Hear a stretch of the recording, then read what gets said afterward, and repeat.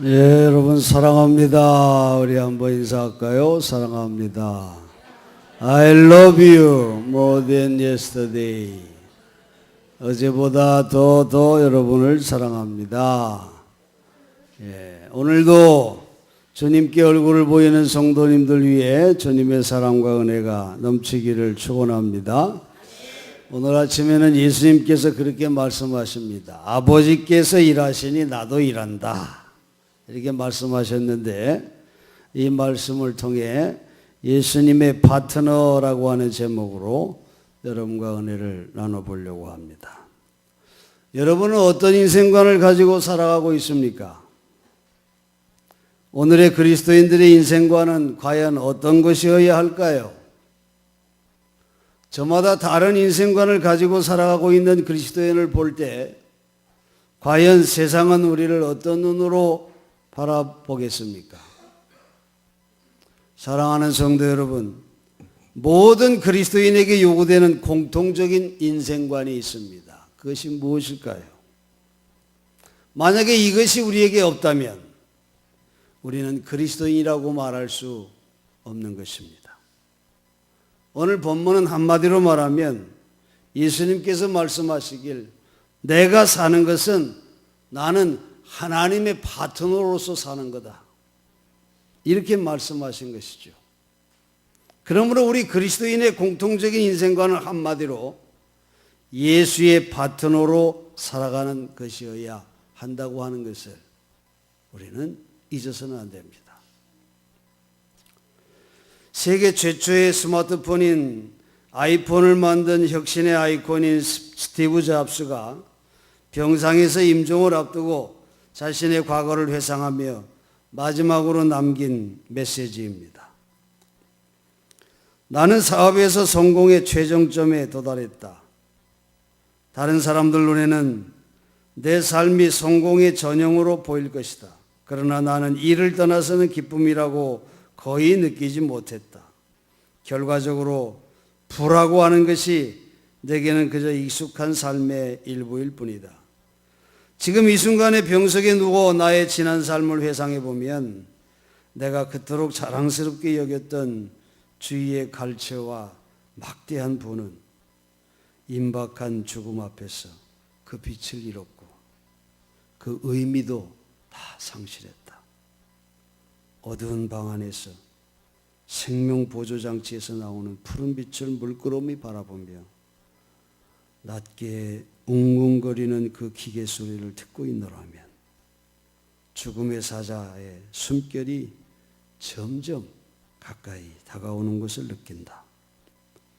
이제야 깨닫는 것은 평생 배를 굶지 않을 정도의 부만 축적되면 더 이상 돈 버는 일과 상관없는 다른 일에 관심을 가져야 한다는 사실이다. 그건 돈 버는 일보다는 더 중요한 뭔가가 되어야 한다. 그건 인간관계가 될 수도 있고 예술일 수도 있고 어린 시절부터 가졌던 꿈일 수도 있다. 쉬지 않고 돈 버는 일에만 몰두하다 보면 결과적으로 삐뚤어진 인간이 될 수밖에 없다. 바로 나같이 말이다. 부에 의해 조성된 환상과는 달리 하나님은 우리가 사랑을 느낄 수 있도록 감성이란 것을 모두의 마음속에 넣어주셨다. 평생에 내가 벌어들인 재산은 가져갈 도리가 없다. 내가 가져갈 수 있는 것이 있다면 오직 사랑으로 점철된 추억뿐이다. 그것이 진정한 부이며 그것은 우리를 따라오고 동행하며 우리가 나아갈 힘과 빛을 가져다 줄 것이다. 사랑은 수천 마일 떨어져 있더라도 전할 수 있다. 삶에는 한계가 없다. 가고 싶은 곳이 있으면 가라. 오르고 싶은 높은 곳이 있으면 올라가 보라. 모든 것은 마음먹기에 달렸고 우리의 결단 속에 있다. 어떤 것이 세상에서 가장 비싼 침대일까? 그건 병석이다. 우리는 운전수를 고용하여 우리 차를 운전하게 할 수도 있고 직원을 고용하여 우리를 위해 돈을 벌게 할 수도 있지만 고용하더라도 다른 사람에게 병을 대신 앓도록 시킬 수는 없다. 물질은 잊어버리더라도 되찾을 수 있지만 절대 되찾을 수 없는 게 하나 있으니 바로 삶이다. 누구라도 수술실에 들어갈 즈음이면 진작 읽지 못해 후회하는 책 한 권이 있는데 이름하여 건강한 삶의 지침서이다. 현재 당신이 인생의 어느 시점에 이르렀든지 상관없이 때가 되면 누구나 인생이란 무대에 막이 내리는 날이 나를 맞게 되어 있다. 가족을 위한 사랑과 부부간의 사랑, 그리고 이웃을 향한 사랑을 귀히 여겨라. 자신을 잘 돌보기 바란다. 이웃을 사랑하라. 이런 내용인데요. 여러분 공감이 되시나요? 별로 아멘이 없네. 네? 별로 공감이 안 되나 봐요. 네? 요즘 아주 사업 확장하면서 정신없이 일하고 있는 우리 진만 집사에게 내가 이 내용을 카톡으로 보냈습니다. 네? 그랬더니 이렇게 답이 왔어요. 저기 앉아있어 좀 어색하긴 하지만 이런 답이 왔습니다. 제가 돈을 벌어서 첫 번째 이루고 싶은 꿈은 교회를 짓는 일이고 하나님의 사업을 이끄는 일입니다. 은천교회의 큰 일꾼이 되는 것도 있지요. 회사를 설립하고부터 매달 20만 원 정도 꾸준히 아이들을 돕는 일에 후원하고 있어요. 지점이 하나씩 생길 때마다 한 명의 아이를 돕고 있어요. 지금 제 나이 때 바쁜 건 당연한 거니 감사하게 생각해요. 요즘은 가족들과 좋은 시간을 보내면서 일을 하려고 노력 중이에요. 아버지도 외부일보단 가족과의 시간을 보내는 추억을 같이 쌓으셨으면 합니다. 이렇게 답이 왔어요. 그래서 제가 굿 이렇게 보냈습니다. 굿 이렇게 보냈어요. 그래요, 여러분. 여러분 후회 없는 삶 꼭 사시기 바랍니다. 여러분 정말 후회 없는 삶이 여러분의 삶이 되시기 바라요. 그러려면 우리가 어떻게 살아야 합니까? 다 알고 계시잖아요. 지금 실천해 보시기 바랍니다. 그러면 여러분의 삶에 엄청난 일이 일어날 거예요. 무엇보다 여러분 오늘 꼭 잊지 마세요. 예수의 파트너로 살아가는 삶, 여기 실패하면 안 됩니다. 우리가 예수의 파트너가 된다고 하는 말은 한마디로 예수에게 내 인생을 투자한다는 그런 말과 같은 것입니다. 여러분 투자 없이 파트너가 될 수 있습니까? 될 수 없습니다. 크리스찬을 두 종류로 나눌 수 있는데 하나는 신자이고 하나는 제자입니다. 신자는 예수를 믿는다고 고백하는 자이고 제자는 말로 고백할 뿐만이 아니라 행동으로 신앙 고백을 하는 사람. 다시 말해 예수의 파트너로 자기를 투자하는 사람을 말합니다. 여러분 성경의 한 부자 청년이 예수님께 와서 내가 무엇을 해야 영생을 얻을 수 있겠습니까? 이렇게 참으로 귀한 문제를 가지고 예수님께 나오지 않았습니까? 그러니까 예수님이 그에게 그래 너는 성경에 뭐라고 영생을 얻으려면 성경에 뭐라고 됐는지 알고 있냐? 그랬더니 그가 계명을 쭉 꿰입니다. 그리고 이 계명대로 자기는 열심히 살았다고 그렇게 말하고 있습니다. 그때 예수님이 다 듣고 나서 그 청년에게 뭐라고 합니까? 너에게 한 가지 부족한 것이 있다. 너 가진 것을 다 팔아 가난한 자에게 나눠주고 그리고 너는 나를 따르라. 그렇게 말씀하셨어요. 성경에 뭐라고 합니까? 이 부자 청년은 가진 것이 너무 많아 근심하며 돌아갔다. 그렇게 말하고 있어요. 그는 정말 예수님에게 훌륭한 고백을 했지만 예수님에게 투자하는 데는 실패했다는 것입니다. 그는 결국 신자였지만은 제자는 되지 못했다고 하는 거죠. 예수님은 우리에게 나를 시인하라 이렇게 요구하지 않습니다. 예수님은 우리에게 나를 따르라 그렇게 요구하신 것을 우리가 기억해야 합니다. 여러분, 제자의 길은 헌신이에요. 거기에 희생이 있을 수가 없죠. 희생이 반드시 따릅니다. 신자와 제자의 차이를 이렇게 표현할 수 있을 거예요. 신자는 열매가 빈약하고 제자는 풍성한 열매를 맺는다. 신자는 자기 혼자 영혼을 겨우 견디지만 제자는 그리스도를 영화롭게 한다. 신자는 그리스도의 사람이라고 불리우기는 다소 쑥스러운데 제자는 큰 목소리로 그는 크리스찬이다 이렇게 불리움을 받을 수 있다. 신자는 싼 값을 지불하며 살고 제자는 비싼 값을 치르며 산다. 신자는 빈 어깨로 천국에 가려고 하고 제자는 남의 십자가까지 지고 천국을 향한다. 신자는 혼자 기뻐하고 혼자 만족한다. 그러나 제자는 눈물과 기쁨을 남들과 함께 나눈다. 신자와 제자는 겉은 비슷하게 보이나 속은 아주 다르다. 여러분, 여러분의 인생을 정말 예수님께 투자해요. 주님의 제자로 승리하는 삶을 살기를 간절히 축원합니다. 또한 예수의 파트너가 된다고 하는 것은 예수님의 생각과 행동을 함께 한다고 하는 말과 같아요. 여러분, 생각이 다르면 파트너가 아니라 배신자지요. 예수님의 파트너가 된다고 하는 말은 예수의 생각으로 내 마음을 채우고 예수의 움직임이 나의 움직임이 되고 예수의 방향이 나의 방향이 되는 것입니다. 토로라고 하는 사람, 미국 노예해방운동에 헌신했던 사람입니다. 그가 노예법에 항의하는 뜻으로 세금 불납운동을 펴다가 감옥에 갇혔어요. 그의 친구인 에머슨이 방문해서 철장을 사이에 두고 이런 대화를 나누었습니다. 에머슨은 유명한 사상가요 설교가입니다. 이 에머슨이 농담조로 그렇게 말했어요. 아니, 자네 그 속에 들어앉아 무엇하고 있나? 이렇게 말했더니 금방 답이 튀어나왔습니다.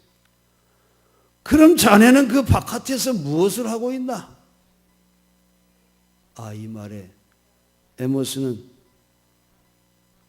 가슴을 망치로 맞는 것 같은 그런 충격을 크게 받았다고 얘기합니다. 헌신 없는 자유는 실상 감옥보다도 더 무가치한 것이기 때문에 에머슨이 이날 깊이 느낀 점은 사상가라는 존칭을 받고 있는 자기가 정말 사상을 가졌는가? 이런 질문을 자기한테 하게 되었고, 또 크리스찬이라고 하는 이름을 가진 자기가 정말 마음과 몸속에 예수를 과연 내가 모시고 있는가? 이런 심각한 반성을 제가 그때 했다는 것입니다. 돌아가신 예수라고 하는 제목의 글인데 이런 내용입니다.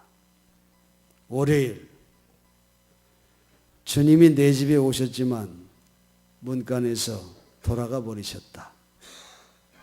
그리고 주님 말씀하셨다. 내 마음은 아들, 딸에 꽉 차서 내가 들어갈 자리가 없구나.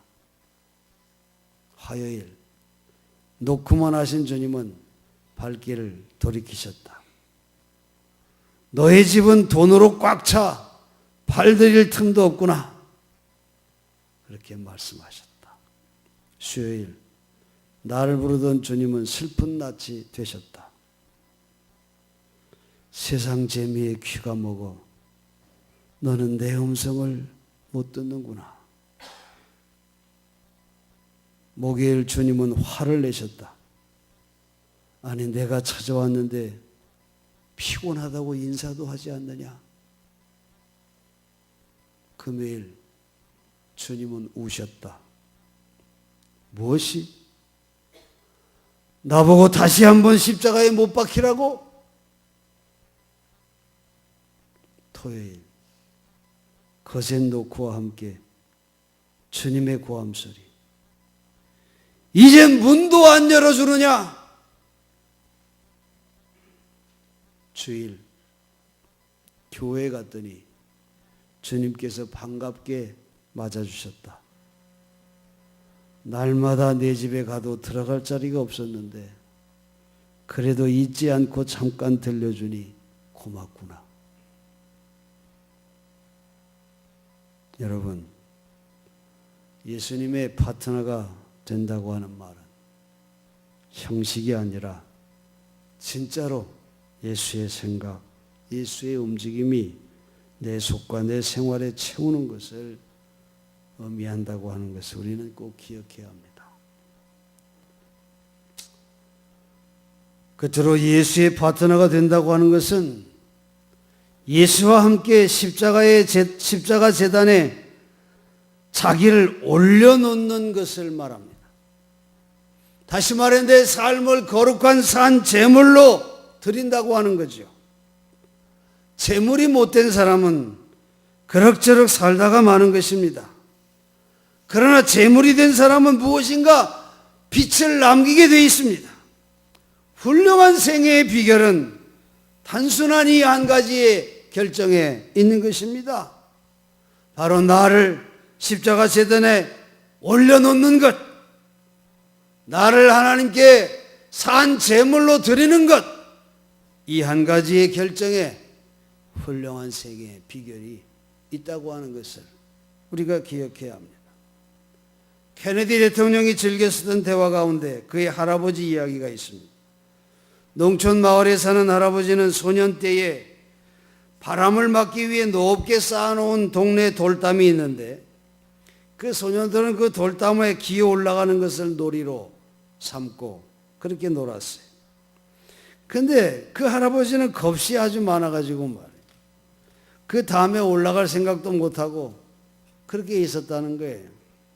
근데 하루는 친구가 자기 할아버지의 모자를 탁 빼앗아가지고 말이죠.